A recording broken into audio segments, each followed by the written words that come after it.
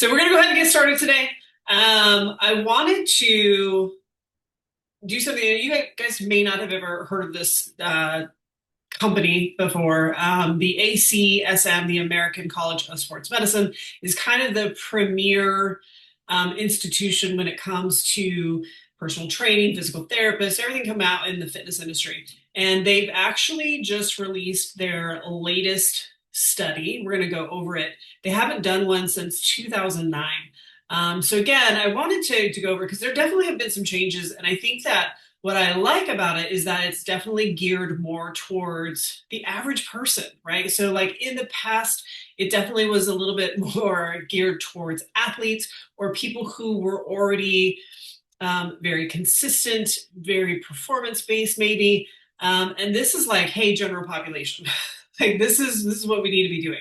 So I want to review that with you, and then I also wanted to go into just a couple of like fact or fiction things because I know that it can be very confusing when you're on social media and you're seeing all of these strategies of like, hey, how about this and how about this? And we've talked about what some of the foundational things are, but I want to give you my take on some of the things that I see and some things to consider because at the end of the day, we want whatever habits you incorporate to be simple. If you're trying to incorporate 20 things at one time, you're not going to be successful. I want you to focus on the things that matter most.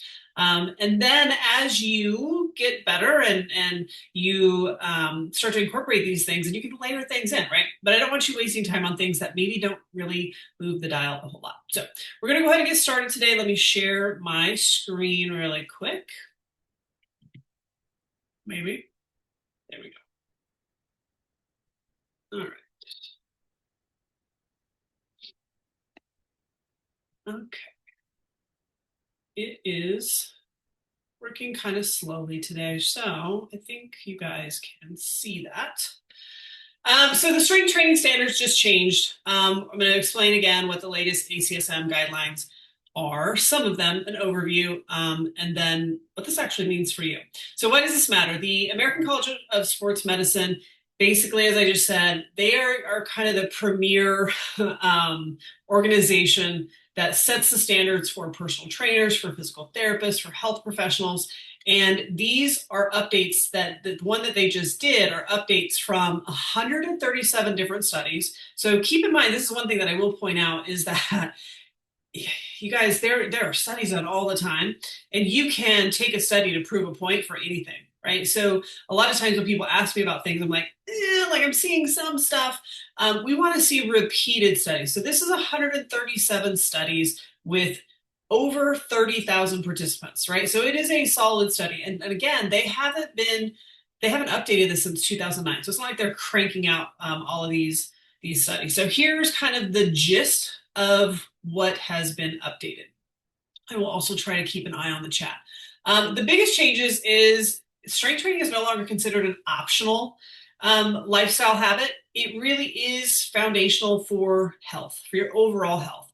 I think in the past, again, a lot of these studies were geared towards people who were already athletes or people who were already pretty active. And now they're like, listen, like we're seeing how strength training affects how well you age, how healthy you are as you age.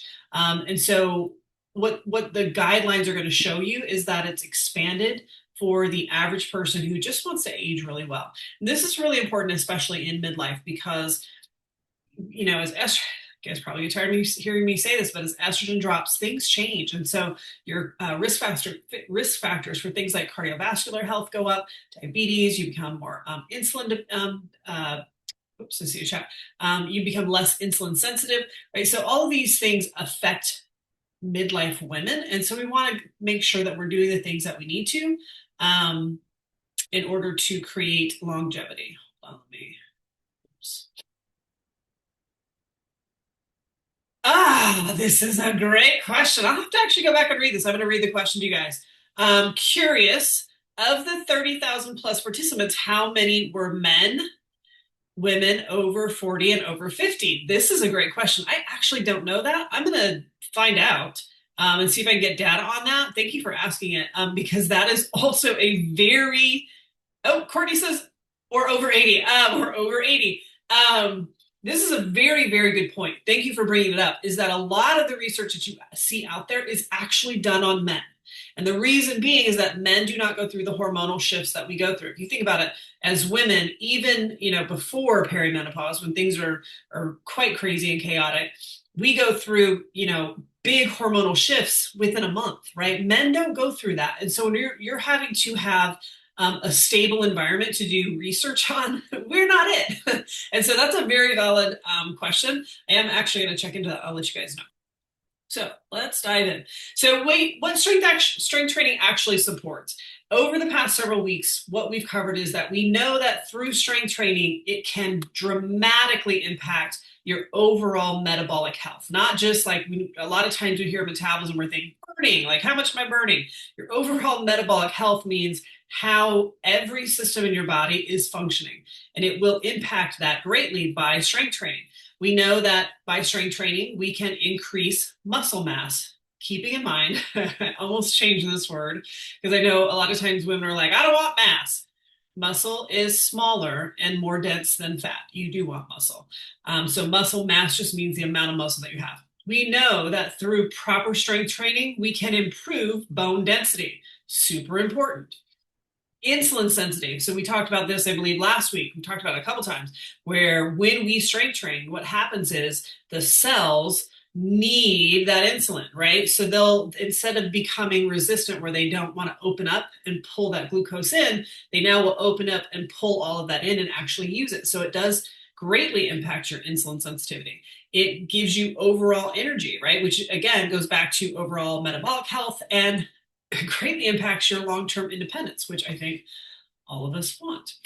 So here's one of the things that gets confusing for people, and I wanted to review this before we go too far. So a lot of times you guys will hear me talk about strength versus hypertrophy or adding muscle. Those things are different. So I want to make sure that you guys understand what these mean. Checking chat. Okay. So there's increase in strength. And what this means is you're just getting stronger. What this improves is your body's ability to recruit muscle fibers and the muscle fibers' overall strength. So it's basically taking the muscle that you currently have, it's allowing you to be able to recruit them better. That's the neurological response, right? And to be able to recruit them. And then overall strength.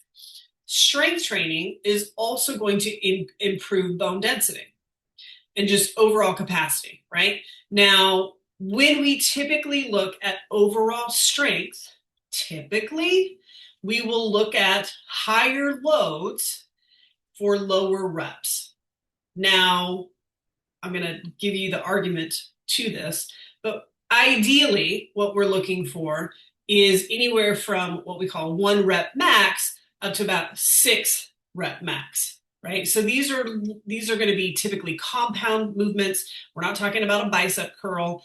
We're not talking about, rotation stuff. These are squats and deadlifts and chest press and pulling and things like that. Those are going to be compound exercises. Now, that being said, I don't recommend for particularly, anybody really over 40, 45, when you look at the risk versus the reward, there's really no need to be 1 rep maxing except for to boost your own ego, because the risk of issues or injury to your joints is much higher as you age, and you can still improve strength working in a 5 to 8 rep max.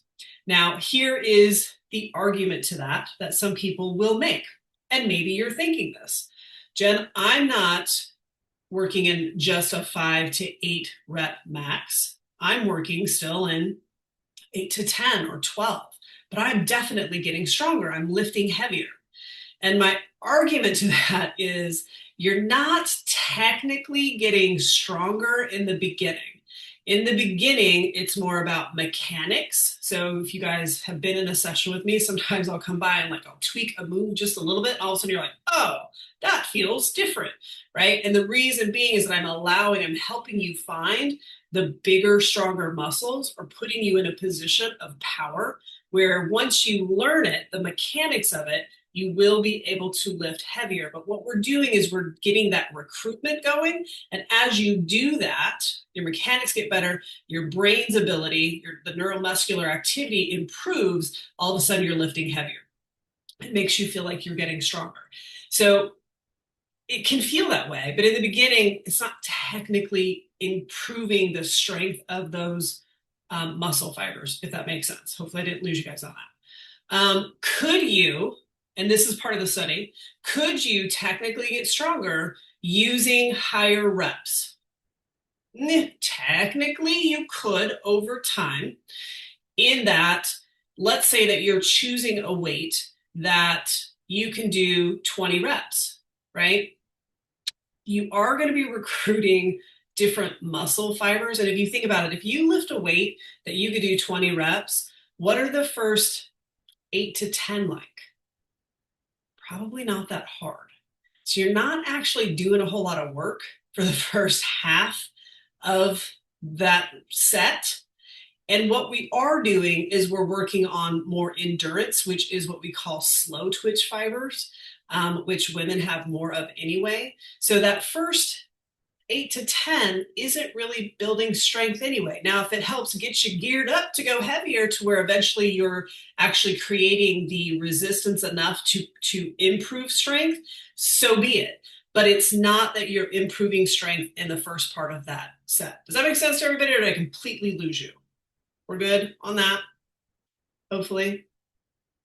So that's strength, right? Then there's hypertrophy. This is actually adding more muscle. We're building more muscle onto your frame. Keeping in mind that muscle is smaller than fat. It's about half to a third this size. It's more dense than fat tissue. It does not weigh more. It's just more dense. So a pound of muscle, a pound of fat, both weigh a pound. The muscle is more dense. And it doesn't just, it doesn't, even if you were in your 20s, it doesn't just get added on very quickly. Even men, 20-year-old guys will tell you it doesn't just get added on very easily. It takes a lot of work. So it is not the muscle. If you start strength training and you're like, why do I feel like I'm getting bigger? It's not the muscle that's making you bigger.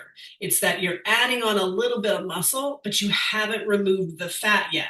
And so it's, one of my mentors used to call it putting a sweater over a jacket, right? So you're just kind of like, I'm feeling kind of stuffed. That's what can happen. But hypertrophy, when we improve and increase the amount of muscle, that is what has the biggest impact on your overall metabolic health. Having more muscle improves your overall metabolic system.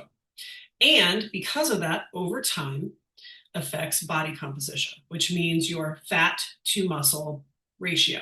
And that greatly impacts how you look. So it's not always about the scale. It's most of the time about body composition. So that's going to be your hypertrophy bucket. No questions first, last. And then the last one is power. And this is basically taking the speed of movement and reaction. So focuses the speed of movement and reaction, right? So what it's going to improve is your ability to react quickly to something. And for women in 40 plus, this is huge. And and we'll talk about this. It's a component that gets skipped a lot. And as we go through it, I'll give you examples of some of the stuff that we do when we're strength training that might seem a little like, this feels super weird, and why are we doing this? And it's because I'm trying to get those, what we call fast twitch muscle fibers, to activate. And it's really about fall prevention and balance, right? So that's what we're looking for. So all three matter, but strength is the foundation. So these aren't separate programs. If you think about it, if you look at the program that we do in StrongHER, if you're paying attention, you can see them. You'll see all of them. But the foundation is built, we always do strength first, and then we move into hypertrophy, and I sprinkle in little bits of power. Now, we're not doing big, big compound movements where we're activating fast twitch muscle fibers.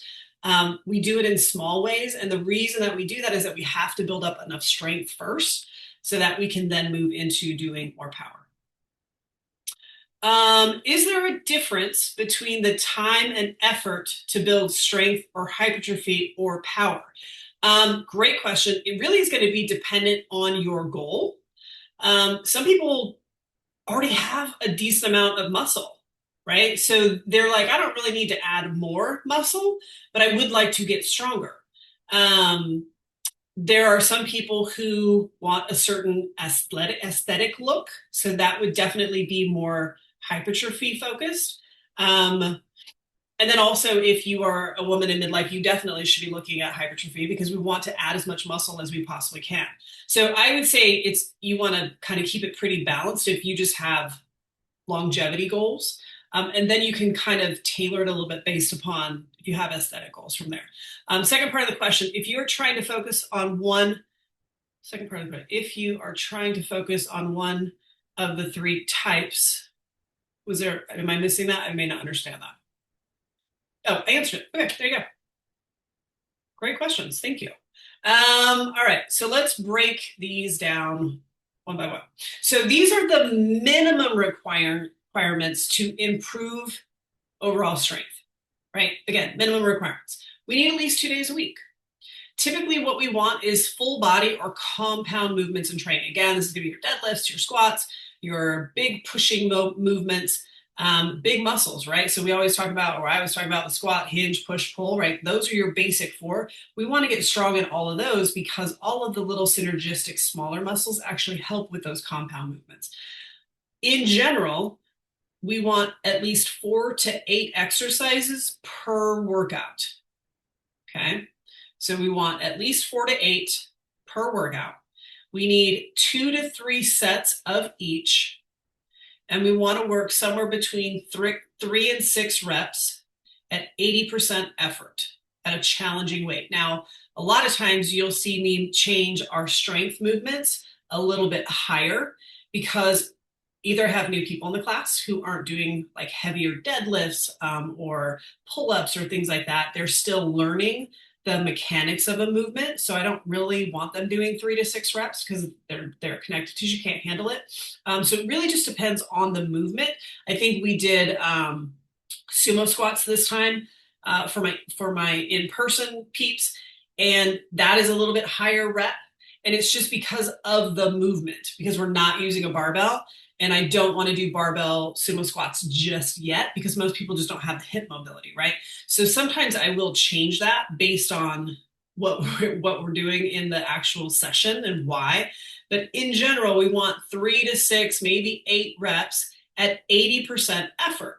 Now, this can be measured by a 1 rep max. I don't remember the last time I personally did a 1 rep max. It sucks. You probably shouldn't be doing 1 rep maxes. So what this means to you is reps in reserve. You need to be lifting a weight where you only have 2 reps to failure, not 2 reps to hard, not 2 reps, it's burning, 2 reps to failure. And you'll know we did this. It's been a while. We did, if you guys remember when we did 2 failure push-ups, how hard it is to train your brain to go all the way to failure. And so I do recommend you challenge yourself that way in a safe way sometimes because it's hard. That's how you figure out like what true failure actually is, right? So we want at about 80% effort or 2 reps in reserve before you hit failure. You don't need to be doing more. That's not the goal. It just needs to be effective. And keeping in mind, this is the minimum amount for improved strength gains, not the optimal. So could you do 3 days a week? Yes. Could you do 4? Yes. I typically stay pretty close to 4 days per week. When things are not going well, I'll move to 3. But I always start with strength, always. Let's go to building muscle. So we want to actually add more muscle. And then you can go, okay, how do I tailor this based on my goals, right? Well, in order to build muscle or hypertrophy, you need at least 10 sets, 10 working sets per body part that you want to grow. So let's say you want to grow your glutes. Okay, well, you need at least 10 sets spread throughout the week working sets in order to stimulate that muscle to grow. We need to train it at least 2 times a week. And it needs to be somewhere between 70 to 80% effort range. And we typically look at the range of 8 to 12. Again, this is not exact, but we know that it's based on energy systems, right? We know that if we go lower than that, the recruitment is going to go more towards strength. We know if we go longer than that, if I'm going 15, 20 reps, that's more endurance muscle fibers, right? So we want 8 to 12, and we want to train again within a few reps of fatigue. Again, pretty close to failure with good form. Most of your adding muscle, especially what we call accessory movements, so like shoulder presses or bicep curls or triceps or glute isolation, this rep range is actually the rep range that bodybuilders use, right? Because they're looking at being able to create an aesthetic look by adding more muscle in the areas that they want to add it. So hopefully that kind of makes sense. So effort drives the results. You don't need to max out every set. I see this a lot online where someone will do a reel and they're like hitting like failure or barely getting through a set. And they're like, every set should look like this. I'm like, no, it shouldn't. No, you don't need to max out on every single one, but it should feel challenging to you. And your last reps should require effort. Doesn't mean that you're grunting and groaning and failing. It just means that they should definitely require quite a bit of effort.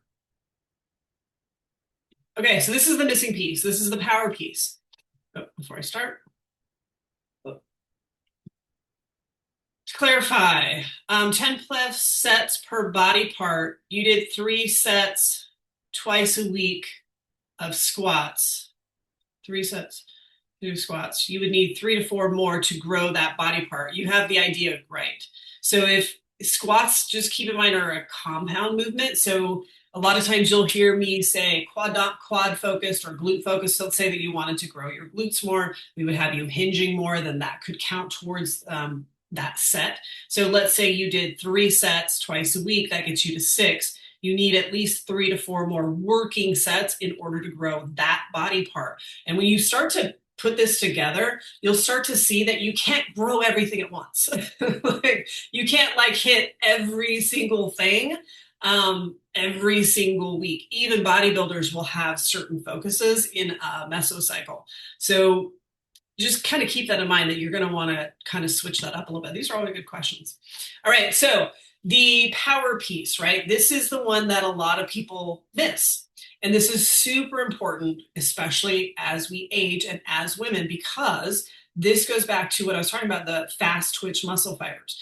Women have more slow twitch muscle fibers. We just do. We are built for endurance. Men have more fast twitch muscle fibers, right? So we don't need more of them. What we need is to improve the fast twitch. And so why this matters, again, it's reaction time, it's fall prevention, it's real life movement. So sometimes I'll mimic things. Again, women have 10 more slow twitch muscle fibers. How you implement this, like think about the training that we do. So faster lifts. So sometimes I'll tell you, like, work that negative on the way down and then come out of that movement as quickly as you can, right? Whether you're doing a squat or a push-up or a chest press or a lat pull down or an assisted pull-up, right? So you want to be able to explode out of the bottom of that lift. Any kind of explosive movement, so like squat jumps, whether how high you get or not, doesn't really matter. As soon as your feet hit the ground and you return like a rubber band, that is a fast twitch muscle fiber. Something as simple as when we do lateral lunges, right? There's no real jumping involved, but what happens is your body has to be able to land and push back off. That's one of the reasons that we put these in. And so I like to take, when I program, just so you guys know, I build all of this in. I'm like, okay, do we have this? Do we have this? Do we have some form of power in there that's going to actually start to activate this in a safe way, given who we have? So hopefully that makes sense. So we want to just make sure that we're incorporating these in, of course, still building strength first, and then we add power in as the connective tissue gets stronger. So what matters most when putting this all together? here is really where they made this very clear in the study. And I actually should have reversed these just a little bit because yes, it matters in terms of effort. So one of the things that they really talked about is that yes, there are the numbers and there are the rep ranges, and those things do matter. But the things that matter most is the effort that you put in, the quality over the quantity, right? So instead of thinking that you have to hit a bunch of stuff over and over, if you approach every exercise, every set going, I'm going to make sure that I'm super focused on this and put in actual effort to each one, that matters. Progression. You guys have heard this before, nothing changes if nothing changes, right? So like if you're holding the same 10-pound dumbbells 8 weeks later, you didn't progress. There's no progression there. So it doesn't mean you need to jump to 100, but it means that we should be looking at 12s and 13s and 15s. We got to be able to progress or more reps, right? We want to be able to progress your movements. And then this was one of the biggest things that they really drove home is the consistency. This only works when it's applied over time. And I know that this gets tricky, and it's something that I want you guys to consider is I know that we all have lives that get busy. We all travel. We all have hiccups in life, right? But if you're always starting and stopping, you don't have the consistency enough to keep it going so that you can actually build. When you're only strength training, let's say you do hit twice a week for 3 weeks, and then you miss 2 weeks, and then you come back and you hit one, and then you do that for a couple weeks, and then you miss, and then you try to hit two, and then right, like that whole thing, there's not enough consistency to get this thing to actually move forward. You want to start to figure out like, okay, if I need to be hitting at least twice a week, how can I hit that regardless? I need to be starting to do that, right? And if you can't come to class or you can't catch a live or you are having trouble getting in and doing those things, we got to talk about a different way in order for you to get yourself to do the thing, to actually do the strength training, whether that's at home, whether it's in the gym, whether you have a buddy to do it. If you're traveling, what I highly recommend, especially in the beginning, is if you're having trouble with consistency, that you figure out even on your vacation when you're going to lift. Do I lift every time we go on vacation? Not always, usually, but not always. For me, it's always kind of a good break because I am so consistent. But I would say most of the time I do still lift to some degree, right? So we don't want to start and stop. We want to figure out like, okay, if I'm going to be traveling, at least I'm going to do some body weight stuff. I'm going to work on single leg stuff or arm stuff. I'm going to work on core stuff. I'm going to take some bands with me so you can start to build up that consistency. What this means for you. Strength training is essential. If longevity, and by longevity, I don't just mean living till you're 100, but the last 20 years of your life sucked because you couldn't move. I mean living well, being active, living the way that you want to. You need enough effort to see change. You need at least 2 to 3 sessions per week, and that can be effective if you're focused. It doesn't mean that it has to be an hour. I've seen people do really well on 30 minutes because it was consistent. You can add muscle with consistency and volume. We need enough volume to get that muscle to grow. And power helps you stay capable and independent, but it's built on a solid foundation of strength first. No questions. I think we're good. Okay. So what I wanted to go into briefly is talk a little bit about some of the things that you might be seeing online. I'm going to go through some of these and then we'll definitely answer any of them that come up for you. Because this matters. There's a lot of information out there. Some of it's helpful, some of it not so much. So we want to be able to focus on the things that move the needle the most. This is probably one of the most common questions that I get because you're seeing it all over the place. Women over 40 should take creatine. And if you asked me this question, you probably already know my answer to this. My answer is it depends. You're going to see studies that show all the benefits of what creatine can do. Here is what creatine does in your system. It basically rapidly replenishes something called ATP, which is basically the primary energy system for all living cells. So it rapidly replenishes your ability to create energy, right? That's what creatine is doing. It does that also by pulling water into the muscle, which is why sometimes people are like, oh, I feel like I'm bloated, right? I'm gaining a ton of weight. It shouldn't be a ton. It should be very minimal. If you decide to take creatine, there's a couple things that you should know. You don't need to load. That used to be like a big, and if you're a bodybuilder, you probably do and you cycle it, but you're not a bodybuilder. So 3 to 5 grams is plenty. It doesn't matter whether you take it before or after your workout. It's about the overall system, right? And you'll find studies that prove both. It doesn't really matter. Do whichever works the best for you. Um, and then there's a lot of different studies. So yes, it can improve strength. Yes, it can improve your ability to grow muscle because it's replenishing that ATP so quickly. You can lift heavier. You can lift more. That's what it's doing. That's how it creates that. There are a ton of studies coming out that show that it can help, might help with cognition. We know it helps with recovery, but it might actually help with cognition. I personally am still kind of on the fence. I'm like, I need to see just a little bit more, but I think that it's fine to take. I don't personally take it. I have taken it. I have some gallbladder issues that kind of crop up now and then, and I've noticed when I take creatine, that happens more often. So I don't generally speaking take it. Again, it's not a requirement. If you were to ask me for my top 10 supplements, I don't know that it would make the list. It might, but I don't know that it would. You need to lift heavy to get results. Well, the truth is you need enough resistance to challenge your muscles. Heavy is relative to you. I like to use the word challenging instead of heavy because I think a lot of times heavy sounds very intimidating, and women who have never really lifted before hear heavy and they're like, oh, I can't go lift that barbell. Now, a lot of you in the in-person StrongHER, we started with dumbbells, and the next thing you know, you're lifting a hex bar, right? So there's definitely room that can happen fairly quickly based on learning the mechanics and getting a little bit stronger, all of those good things. But in the beginning, like the idea of heavy can be very intimidating and also can cause people to go heavier than they are able to move efficiently, right? So we want challenging in good form. That's what we're looking for. And again, effort matters more than your ego of being able to lift heavy. Hormones are why you can't lose weight. We've talked a little bit about this one before, but I want to drive this one home. Hormones do influence fat loss.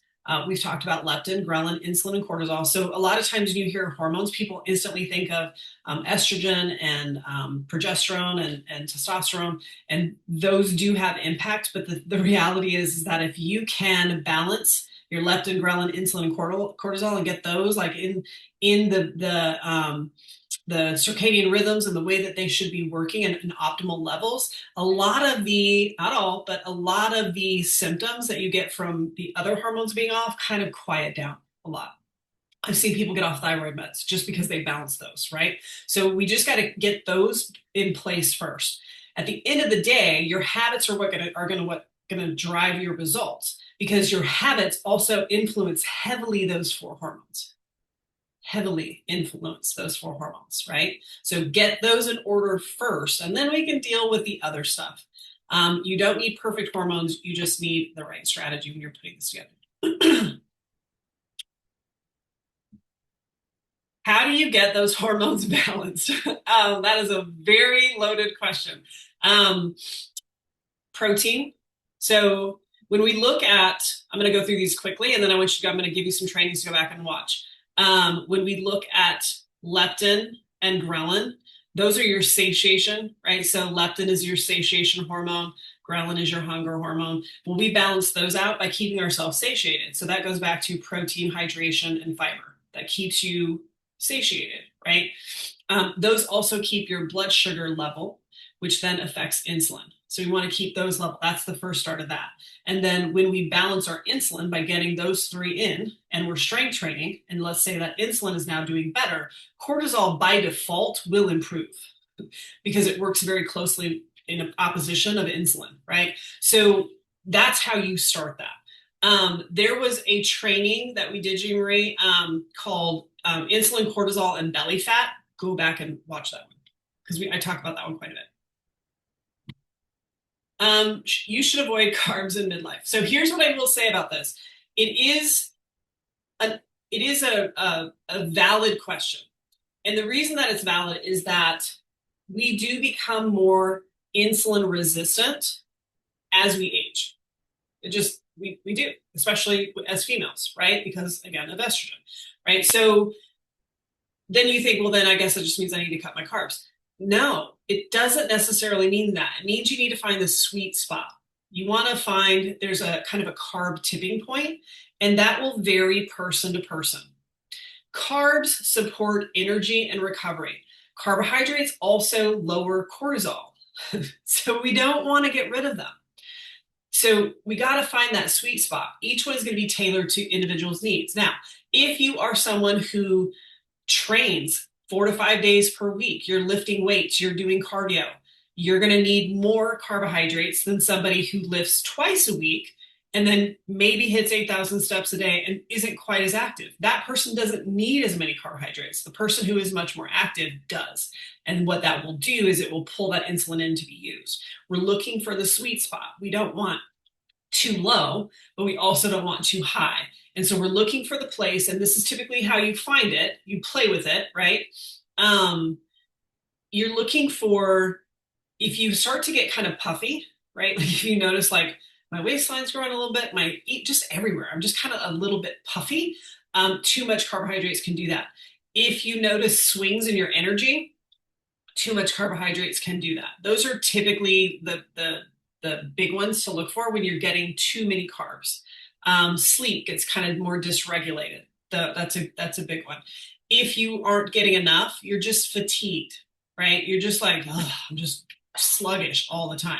Now, this is where it's tricky because you're sluggish all the time and because you're not getting enough carbohydrates, cortisol can go up. And when cortisol goes up, waistline grows. So it's finding that sweet spot. You really just have to play with it. And what you're looking for is the place where your energy levels are pretty stable and you feel good and you're not puffy. That's what we're looking for. Protein is all that matters. Protein, protein, protein. You guys hear this one all the time too. Here's what you need to know about protein. Protein is important. And the reality is most women are not getting adequate amounts. If you're not getting at least 100 to 120 grams of protein per day, you are not getting enough protein. Period. Done. You're just not. You're not getting enough. So we need to get enough protein. Now, that being said, a couple things to know. To actually grow muscle, hypertrophy, you don't just need protein, you actually need insulin. Insulin is what creates protein synthesis, right? So we need to have, like, if you were to look, which I think would surprise a lot of people, if you were to look at an average bodybuilder's diet, protein is not the largest macro that they eat. Carbohydrates are, because they're building muscle. And so when they lift, they need the energy to lift, and it gets those cells to pull everything in and use it. So they actually typically eat much more carbohydrates than anything else, right? So you need enough, but the goal is not to overshoot this. And you have to find that sweet spot. The other thing to keep in mind is that protein is harder to digest with your declining digestive enzyme and bile, which break it down. So if you're overshooting, if you went from never tracking protein and now you're like, I'm hitting 120 because Jen said, and you did that in a week, you're probably miserable because your body just can't break that down. You're looking for, number one, a slow increase over time so that your body can adapt to it. You may have to start taking digestive enzymes, things to help your body break that protein down and utilize it, but you're definitely looking for the sweet spot. Again, a lot of it's going to have to do with digestion, kind of some bloating, how you're feeling. I always tell people get to 100 grams first, and then we can kind of we can play with it a little bit to see how much you actually need. Your body needs a full system of support. The other thing is that you don't just want to be eating a ton of protein and not getting enough fiber, because then it's just all getting clogged up in your system. We need fiber to excrete all of the toxins out, right? So we want not only fiber, we want hydration, and we also want to enjoy what we're eating. Work the enjoyment in, and then you will stop having to take a break from your weekday, right? Like if you're like this is you, I'm super good Monday through Thursday and then halfway through Friday and then it all goes to shit, right? Like if that's you, that's because you're having to take a break from what you do on the weekends. You're like, it's too hard. And instead, you should be looking at ways to make Monday through Thursday much more enjoyable and balanced. so that on the week, Friday, Saturday, and Sunday, it's really not that much different. You should eat less as you get older. Not true. Because under eating actually is what slows the metabolism. Your metabolism doesn't, by nature, slow down on its own as you age. Under eating will slow your metabolic system down. When you undereat, that creates stress in your system. So now you have more stress hormones running amok. It leads to muscle loss and fatigue, which means you're going to move less and less and less. So now we've got the snowball rolling down the hill, right? We know that consistent strength training keeps your metabolic rate high and your overall metabolic health well. And that's what we want. So it doesn't mean that you need to scale back as you get older. We're looking again for that sweet spot of like fueled, but not overfed. Thank God. Yeah. Nope. Have no plans on eating less. So here are your biggest impact actions, right? So we always start with the foundations and then we layer in. So the first step is, okay, am I strength training, muscle training, power training? Am I getting that done at least twice a week consistently? If I'm not, I need to figure out how to make that happen. What do I have to do to make that happen? Then I'm going to go, okay, nutrition. Am I getting pretty good on protein? Am I balancing that out through the day? Am I looking at like, hey, am I getting anywhere from 20 to 30 grams at least per meal so that it's spread throughout the day so my body can digest it? Am I getting, at least 25 grams of fiber? Am I getting a good amount of water, right? So I got that. Daily movement. Am I moving daily? Are you? Right? Like that's basic. Am I making sleep a priority? Am I figuring out stress management tools that work for me? Everybody's different. What is my stress management tools? And get that consistent. Then you can go, all right, I've got all these things in place. I'm doing well with that. I think I want to try creatine. Cool. Small amounts, try it, and then let that be the only thing that you change, right? So that you're not changing a bunch of stuff all at once and overwhelming yourself and then not even knowing what's working and what's sorry, tickle in my throat. So simple actually does work. It's the simple, boring stuff, guys, but it's what works when you actually do it. All right. Questions? What do you guys got?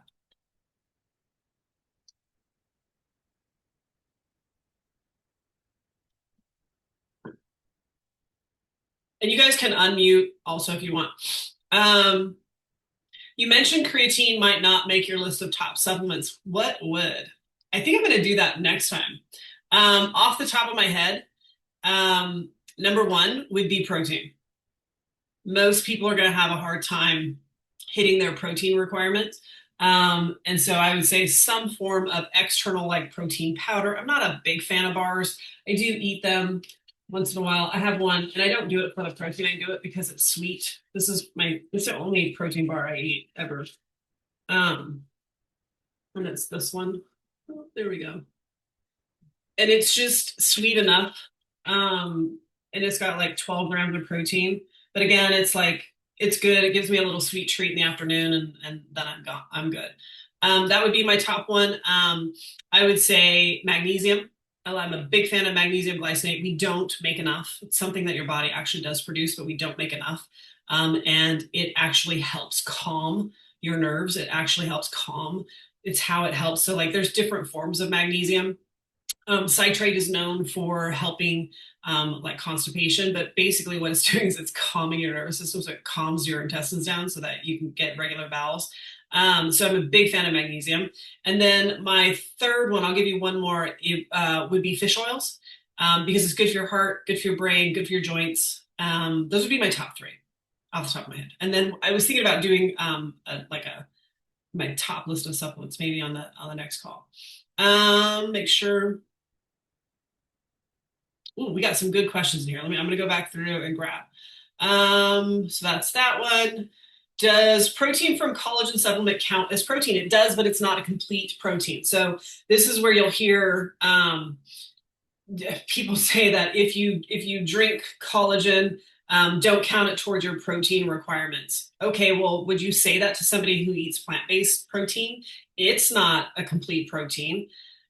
So that doesn't mean that it doesn't count. It just means that you want a variety of sources so that you can fill in some of those gaps. So does it count? Yes, but don't just do collagen.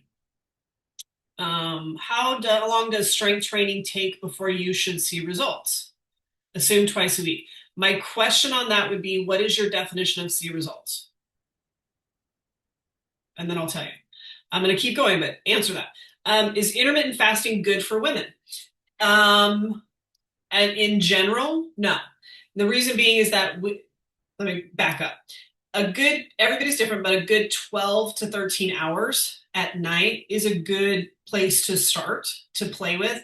And the reason being is that we do want to give your body enough time to digest, recover, right? And so when we think about the metabolism as one giant energy system, that's like, hey, where do I put energy, right? We don't want it having to digest food while it's trying to recover and repair and get ready for tomorrow, right? So we want to give it that break. We do want insulin to come back down. We do want to balance that out. So we do want a break from that, from how big that window gets. As that window begins to get bigger and bigger, not eating is a stress to the body. And this is going to go back to what we talked about earlier, is that when you see people talking about how insulin resist or intermittent fasting is the best thing ever, those studies are done on men. They also are typically done on men who already have their foundations in place. So when they go to do intermittent fasting, while it may be a little bit stressful, it's not that stressful. When we go to do intermittent fasting, what happens is we slow our metabolic rate down. We are then hungry, so that by the time we do eat, we overeat. Then our insulin levels spike and then they drop. And so we're doing this. So as a whole, I'm not a fan past 12, 13 hours. You will always run into somebody who swears by it. And if it works for you, great. I wouldn't tell you to do otherwise, but I would definitely be asking questions to like, what do you mean it works for you? I think what the benefit a lot of people like is that they just don't have to think about food, right? They have more energy in the morning. There are benefits, but you have to look at the body as a whole and go, okay, but is it really working? Hopefully that answers that one. If someone could type the protein bar into the chat, I would read. Can somebody? So I'll tell you what it says. It's Lenny and Larry's cookified bar. Cookified bar. They have a brownie one, and sometimes I'll get the brownie one. I've really been onto the white chip macadamia. It's my favorite. So, obviously, eating whole foods is better, but what's a good balance between whole foods and supplementation like powders, bars, and more convenience health foods? I think that convenience foods get a bad rap. Like, I remember it was kind of funny. I was on Instagram watching a woman who went to Costco, and she was trying to show women easy ways to get protein and vegetables and oats and like things that are super healthy for you.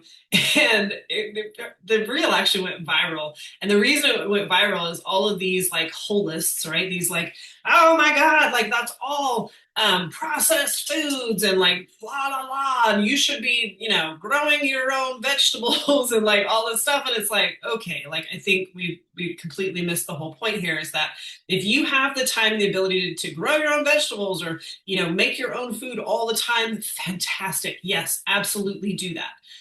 Not everybody has the time to do that. I don't have the time to do that, and I am definitely one who will purchase healthier convenience foods. And so what you're looking for is things that don't have a ton of extra crap in them, right? And that's kind of hard to tell sometimes, but you're just looking at overall ingredients, the number of ingredients. Sometimes it's hard to tell whether something is they're labeled kind of funny sometimes. And so somebody will see like a long word, I'm trying to think of one, and it'll be something natural, right? Like found in the world. It's just labeled crazy. And so try not to get to that place. It really is just looking at your own life and go, okay, I need to get protein. I need to get fiber. I need to get water. I need to make this, as easy as possible so I can do these things. And what you'll find is that as you do, and in the beginning, I've been known to buy all of my meat prepared. I love that. So I love it. I just lost my supplier, and so now I have to find a new one. But is that processed? Yes. Is it minimally processed? Yes. So I'm okay with that. You have to find the place that works for you. I think protein powders are amazing. Do I think that every meal should be a protein powder shake and a bar? No, you need real food. And so you just kind of figure out the place that works the best for you. Regarding seeing results with strength training, how long to build strength, hypertrophy, and power? Does any of those take longer than the other? That's a good question. So relative to the person. So genetics will play a big part of that. There are some people who just naturally put on more muscle easier than other people. Some people have even more fast twitch muscle fibers. And what's interesting is, and this will be good, like when you look at athletes across any athlete, right? And then you look at their body type, typically they didn't get their body type because of the sport they're playing.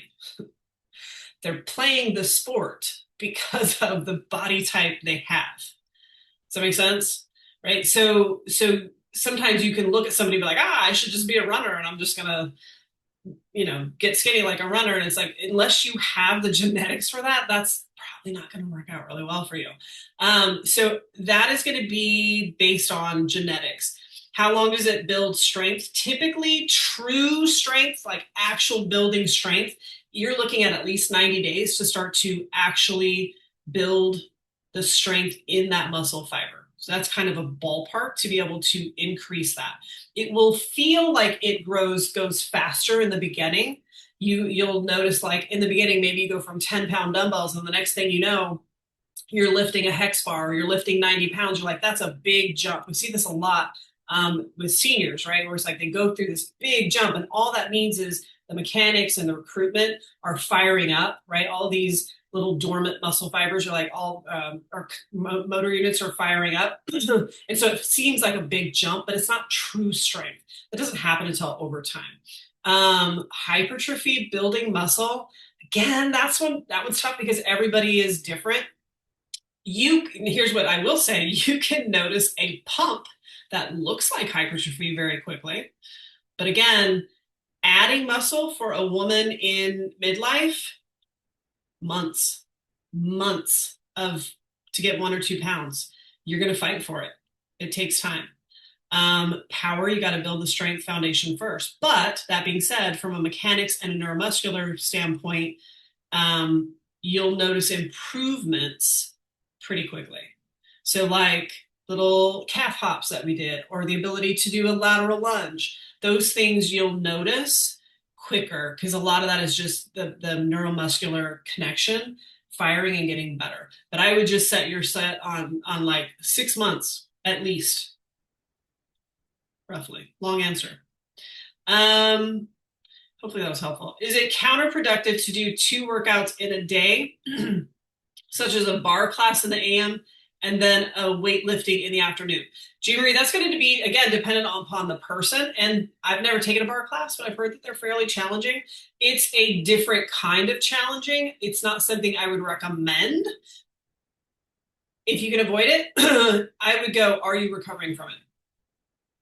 The reality is, are you recovering from it? If you're not, then don't do it. If you're like, no, I feel great, then it should be fine. So you kind of got to gauge it off of that.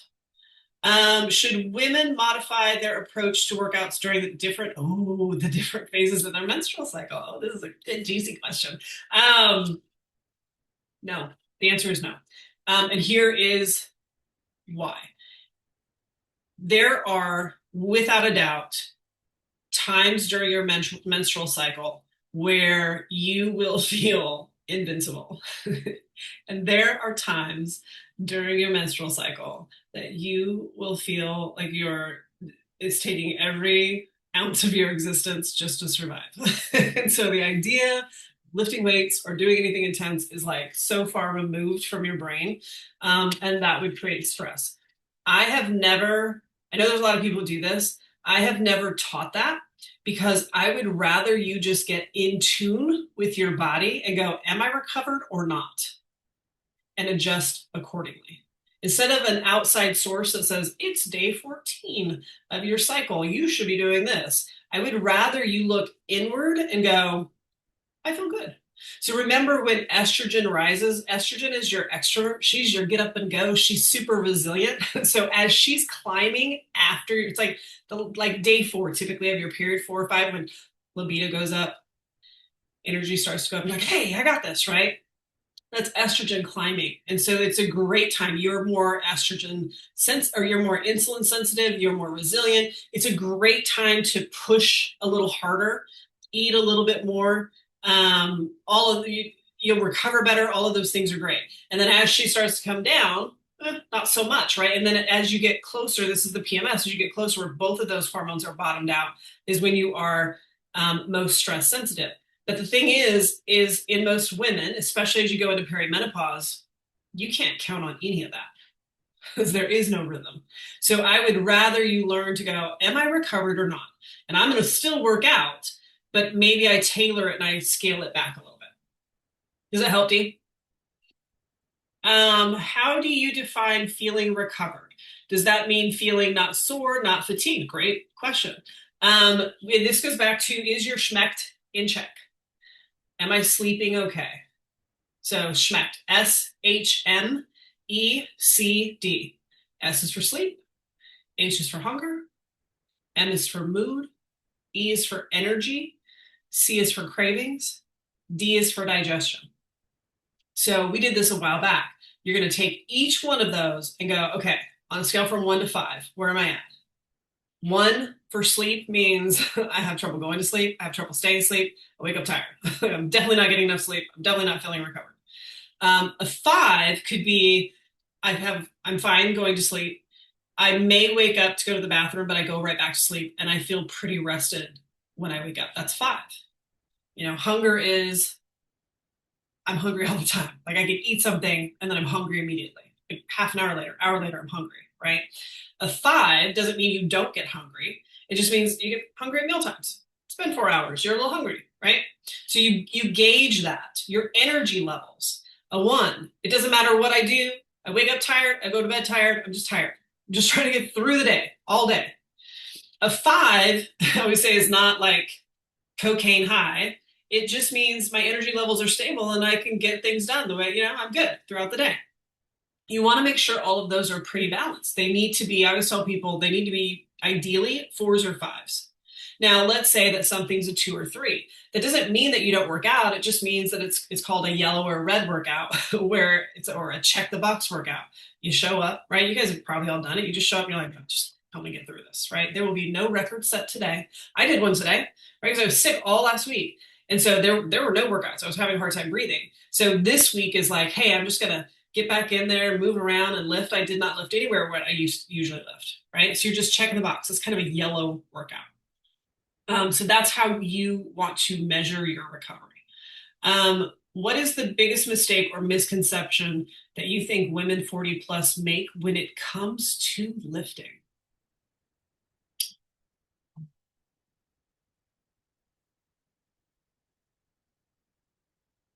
There's so many. And it's more misconceptions than mistakes. This is a good question. I'm going to resort to top 3. Top 3. Underestimating how strong they already are would be the biggest one. Feeling like it's too late would be my second one because it's not too late. And so it's very, very intimidating. And then the third one would be discounting the basics. So we as women Men don't have this as much as women do. We are very much all or nothing thinkers. And so when a woman does the thing, she goes all in. And one of the things that I try and help my clients understand is that all in doesn't mean 2 days. All in doesn't mean perfection. All in could be I'm going to hit 2 days a week of strength. I'm going to make sure that I hit my protein. I'm going to, work on sleep. Those are the things that I'm all in this week. And so what happens is the second that one of those things doesn't happen, what happens? It all goes out the window. And that is probably the biggest mistake that women make when it comes to lifting is discounting even moderately ick workouts matter. That would be my top one. Good question. All right. Anything else? We're right at the top of the hour.